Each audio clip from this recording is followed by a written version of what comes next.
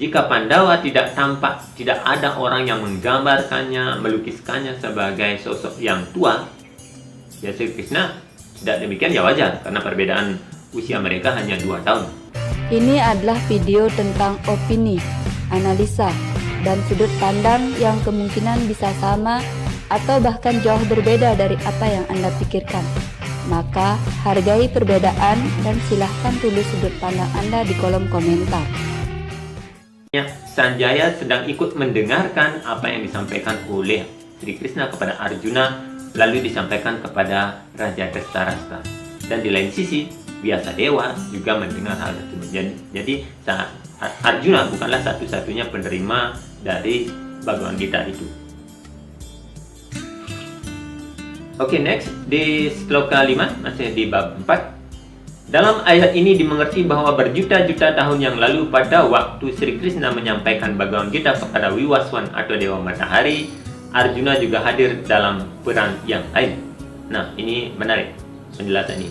Bukankah kalimat ini bisa diartikan bahwa Sang Atman yang saat ini memakai nama dan rupa yang dikenal sebagai Arjuna, yang berperan sebagai putra Kunti di zaman Dwapara, juga hadir dalam peranan yang lain ketika Bhagavad Gita ini disampaikan kepada Vivaswan. Jadi sebenarnya Krishna sedang bersabda dalam kesadarannya sebagai Parama Atman dengan Atman yang memainkan peran sebagai Arjuna, atau bagaimana?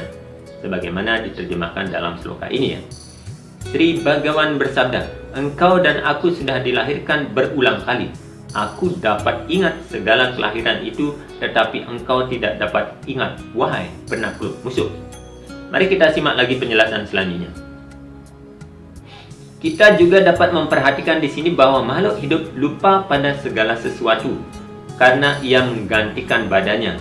Berarti sangat clear, penjelasan ini menegaskan bahwa semua makhluk hidup atau Atman akan menggantikan badan materi yang memiliki identitas tertentu di satu masa, seperti badan materi yang ditempati Sang Atman dan diberi nama Arjuna sebagai putra Kunti. Itu kan kalau dikatakan bahwa Arjuna juga hadir dalam peranan yang lain ketika Bhagavad Gita ini disampaikan kepada Vivaswan, sebagaimana penjelasan Srila Prabhupada di sloka selanjutnya, berarti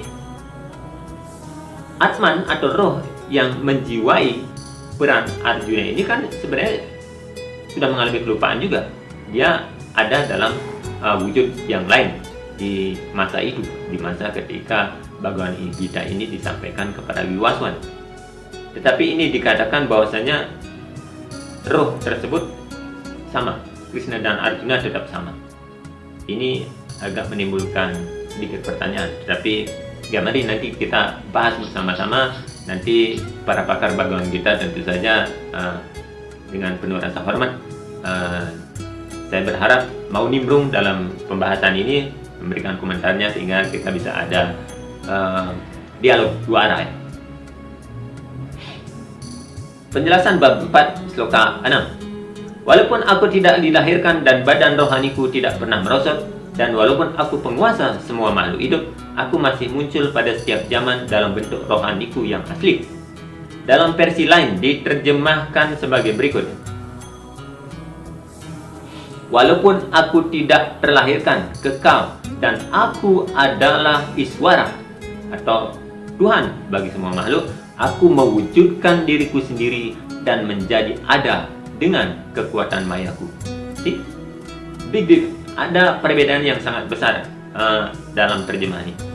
Beberapa bait dalam terjemahan ini jelas berbeda sekali dengan Bhagavad Gita as it is yang ditulis oleh Srila Prabhupada.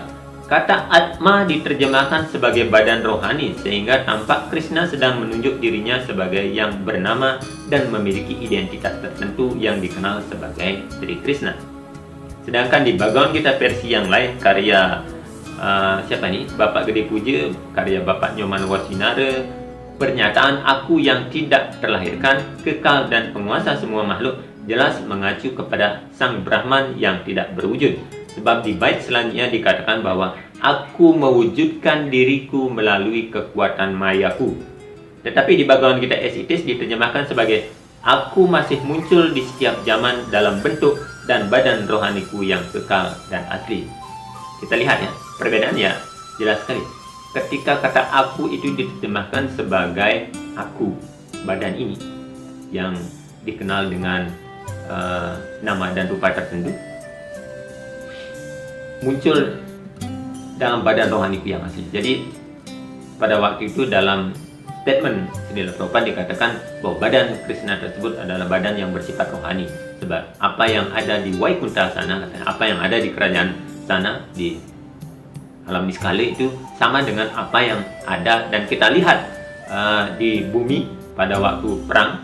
Bagaimana ciri-cirinya demikian, sesosok manusia tampan, pria tampan yang berkulit hitam keabu-abuan memakai bulu merak, di dadanya ada tanda-tanda tertentu, itu dikatakan sebagai sama. Tetapi dalam penjelasan yang lain, karena saya memakai perbandingan beberapa Bhagavad Gita sebagaimana yang sudah saya buat di video awal, itu ada Bhagavad Gita karya Bapak Gede Puja, Bapak Nyoman Wasinara, ada terjemahan Bhagavad Gita PDF-nya dari Bapak Anand Krishna, dari LK Maswami, dan Prabu Darmiyasi. Jadi ada sekitar 5 atau 6 Bhagavad Gita yang sudah saya coba pelajari, sudah saya baca ke semuanya, lihat di mana ada beberapa apa yang menjadi pembeda sehingga saat ini Bhagavad Gita as it is itu menjadi kontroversi di masyarakat. Jadi di video-video ini saya coba untuk melihat, sekali lagi, bukan melihat perbedaan tersebut untuk dipertentangkan, tetapi untuk melihat kenyataan bahwasanya kita juga mesti mempelajari, coba mengkaji, coba meneliti, coba mempelajari kajian-kajian yang lain itu. Orang lain mempelajari kajian kita, kita mempelajari kajian orang lain, sehingga untuk bisa melihat sudut pandang mereka. Kira-kira kok bisa begitu diterjemahkan? What's wrong? Jadi mereka menerjemahkan dengan begitu, di sini diterjemahkan dengan cara begini. Di mana titik temunya? Oke, kita mencoba untuk melihat titik temunya. Jadi tidak saling menyalahkan, apalagi berusaha untuk mengalahkan, tetapi untuk melihat fakta yang ada bahwasanya sudut-sudut ini sebenarnya sudut yang indah untuk ketika dipertemukan kita menjadi pemahaman yang utuh. Ibarat mata uang, ia akan menjadi nilai tukar, alat tukar yang sah ketika ia memang memiliki dua sisi yang berbeda. Coba uang itu hanya memiliki satu sisi saja, tidak mungkin bisa diterima sebagai alat pembayaran. Jadi demikianlah, kebenaran itu akan menjadi satu ketika kita coba melihatnya dari berbagai sisi dan memaklumi dan bisa mengerti, memahami bahwa kesemua sudut itu memiliki sisi-sisi benarnya yang sama. Jadi kebenaran itu bukan hanya milik kita sendiri, tetapi di sana juga ada benarnya, benar dari sudut pandangnya mereka. Next, penjelasan Krishna sudah membicarakan keistimewaan kelahirannya. Walaupun Krishna barangkali kelihatannya seperti orang biasa, tetapi Krishna ingat segala sesuatu dari banyak kelahirannya dari masa lampau. Sedangkan manusia biasa tidak dapat ingat apa yang dilakukannya bahkan beberapa jam sebelumnya. Nah, tanggapan saya, apakah dengan mengingat banyak kelahiran terdahulu bisa dijadikan acuan bahwa seseorang itu adalah Tuhan? Tetapi kenapa saat ada tokoh yang juga melakukan hal yang sama, bahkan bisa mengetahui kehidupan masa lalu para pemujanya itu, kita sering menyangkalnya.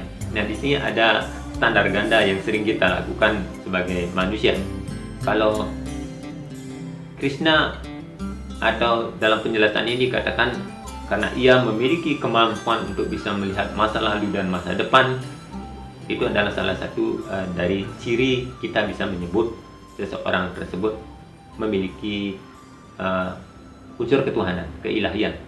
Tetapi kita tahu bahwasanya ada juga orang-orang yang saat ini tidak diakui tetapi memiliki kemampuan yang sama, kemampuan yang mirip sekali dengan apa yang dijadikan ciri-ciri dari Sri Krishna tersebut, tetapi kita enggan untuk mengakui hal tersebut. Ini menjadi standar ganda tentunya, hal yang saya kira ya tidak fair.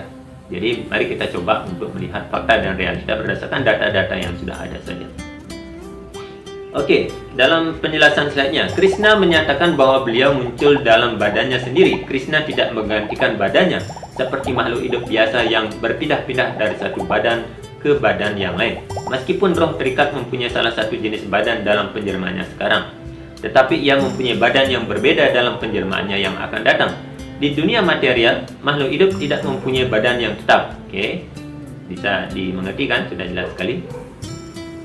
Di dunia material, makhluk hidup tidak mempunyai badan yang tetap, melainkan ia berpindah-pindah dari satu badan ke badan yang lain. Akan tetapi, Krishna tidak melakukan demikian. Bila mana Krishna asli yang sama, melalui kekuatan dalam yang dimiliki oleh beliau. Dengan kata lain, Krishna muncul di dunia material ini dalam bentuknya yang kekal dan asli, berlengan dua dan memegang seruling. Krishna muncul persis dalam badannya yang kekal, tidak dicemari oleh dunia material ini. Walaupun Krishna muncul dalam badan rohani yang sama dan walaupun Krishna adalah penguasa alam semesta, kelihatannya beliau dilahirkan seperti makhluk hidup biasa. Kendatipun badan Krishna tidak merosot seperti badan material, masih ada kesan seolah-olah Sri Krishna mengalami pertumbuhan dari masa bayi, masa kanak-kanak, remaja, dan sampai dewasa. Tetapi anehnya Krishna tidak pernah menjadi lebih tua daripada anak remaja. Pada waktu perang Kurukshetra, cucu Krishna sudah banyak di rumahnya, atau dengan kata lain usia Krishna sudah cukup lanjut menurut perhitungan material. Tetapi badan Krishna masih seperti seorang pemuda yang berumur 20 atau 25 tahun. Kita tidak pernah melihat gambar Krishna dalam usia tua karena Krishna tidak pernah menjadi tua seperti itu. Walaupun Krishna adalah kepribadian tertua dalam seluruh ciptaan, masa lampau, masa sekarang maupun masa yang akan datang. Ini adalah penjelasan dari Srila Prabhupada di bab 4 sloka 6. Silakan dicek dalam Bhagavad Gita as it is ya. Bhagavad Gita yang lain tentu saja tidak ada penjelasan seperti ini. Ada hal yang menggelitik untuk saya coba tanggapi. Karena yang jadi pertanyaan kemudian adalah, jika badan yang dikenal sebagai Krishna itu adalah badan kekal, badan yang bersifat rohani yang sebagaimana adanya di dunia sana sama mirip dengan di dunia sini, kenapa ketika ia datang dan kembali, ia justru datang dan pergi dalam penggambarannya sebagai Narayana yang berlengan 4? Itu makanya saya bertanya demikian. Dan saya kira banyak orang juga memiliki pertanyaan seperti itu. Jika kita membaca epos Mahabharata, ketika kita membaca bahwasanya pada waktu Dewaki itu mengandung anak yang ke-8, sebelum Krishna muncul, itu Narayana lah muncul di penjara Kamsa. Itu menunjukkan dirinya bahwa ia akan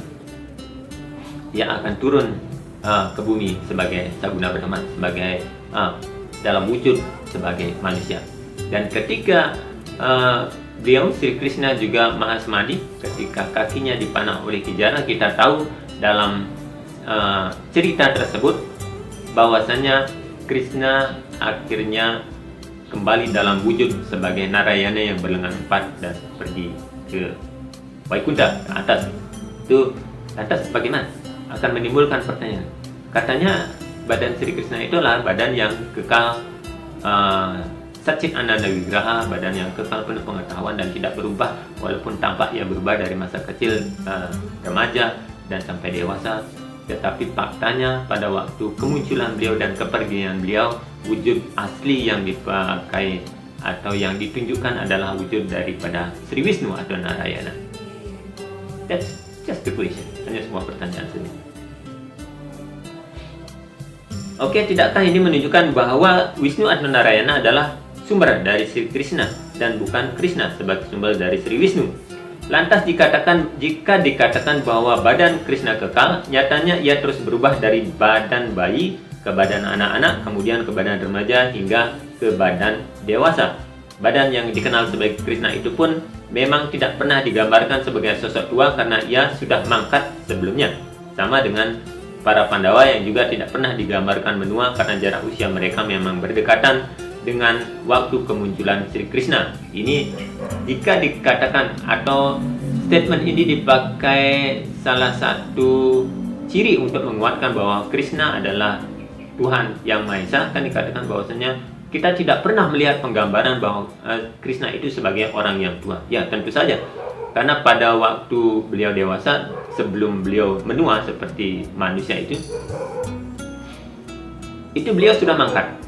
Kan sekitar umur berapa itu kalau menurut penjelasan Satya Narayana Swami. Dan jarak, jika Sri Krishna tidak menua, Pandawa juga nyatanya tidak menua, hampir-hampir mirip kan. Arjuna dengan Krishna kan dikatakan hampir berbeda sekitar 2 tahun menurut penjelasan Satya Narayana Swami. Itu hampir 2 tahun. Jadi jelas saja Jika Pandawa tidak tampak, tidak ada orang yang menggambarkannya, melukiskannya sebagai sosok yang tua, ya Sri Krishna tidak demikian ya wajar, karena perbedaan usia mereka hanya 2 tahun. Jadi usia ini atau wujud benua ini saya kira tidak bisa dipakai sebagai patokan untuk melihat bahwasanya seseorang atau figur itu adalah Tuhan Yang Maha Esa. Karena nyatanya banyak pada waktu itu, apalagi di zaman Dwapara juga, dengan usia umur yang demikian tidak menua juga di usia-usia demikian. Kita hanya melihat penggambaran. Tuhan yang kita ciptakan sendiri, kitalah yang membuat penggambaran dari Tuhan-Tuhan tersebut ya. Dari gambarnya Dewa Brahma. Kita lihat gambar Dewa Brahma itu tidak semuanya sama. Ada yang melukiskannya sebagai yang sudah tua pakai jenggot gini, tapi ada yang melukiskannya sebagai yang muda. Karena orang yang berpikir bahwasanya itu adalah orang yang pertama sekali, kalau manusia saja diciptakan ribuan tahun sesudahnya itu sudah seringkali menua, masa pencipta pertama tidak tua-tua? Akhirnya digambarkan sebagai sosok yang tua. Tetapi ada juga yang menggambarkan Dewa Brahma yang tetap awet muda, tetap remaja. Dewa Siwa penggambarannya juga berbeda-beda. Coba bandingkan Dewa Siwa di kayak kumis, banyak kumisnya. Itu penggambaran hanya ilustrasi yang coba kita terapkan, tetapi tidak benar-benar nyata. Tuhan akan mewujudkan dirinya sebagaimana apa yang dimaksudkan, apa yang diinginkan oleh umatnya kan. Sebagaimana di agama lain juga dikatakan, aku sebagaimana yang umatku sangkakan. Jadi ya, beliau akan mewujudkan dirinya dari yang tidak berwujud sebagaimana yang kita inginkan. Kalau kita menginginkan beliau, melukiskan beliau sebagai wujud Syama Sundara, ya beliau akan menjawab baktanya orang yang memuja beliau dalam wujud tersebut, ya beliau akan menjawabnya dengan cara demikian. Jika ia menggambarkan sebagai Siwa Mahadewa atau sebagai Durga dan lain sebagainya, tentu Tuhan juga akan mewujudkan dirinya dalam wujud-wujud seperti itu. So, saya kira itu dulu, kita sampai di bab 4 sloka 6 dulu, karena ini bab 4 nyatanya memiliki banyak sekali sesuatu yang perlu kita bahas bersama, perlu ya sesuatu yang kita pakai untuk bertukar pikiran, bertukar kajian, supaya kita bisa menemukan untuk memperkaya kasana pemahaman kita terhadap Bhagawan Gita yang memang amazing sekali. Bhagawan Gita yang memang diperuntukkan bagi hidup dan kehidupan, bukan hanya mereka yang mengaku diri sebagai umat Hindu, tetapi bagi semua makhluk, karena pelajaran pesan dan ajaran moral ini kan memang berkaitan dengan hidup dan kehidupan, untuk menyadari kesejatian siapakah diri kita, siapakah sumber dari kita sebagai sang roh, tempat di mana kita harus kembali pulang kepadanya. Demikian dulu penjelasan untuk bab 4, dari bab 4 sloka 2 sampai sloka 6 pada saat ini. Jika ada salah-salah kata mohon dimaafkan. Jika ada perbedaan, sekali lagi perbedaan itu akan mari kita indahkan sebagai pelengkap dari kekurangan yang kita miliki. Saya tutup dengan Parama Santi. Semoga pikiran yang baik datang dari segala arah. Om Santi Santi Santi Om.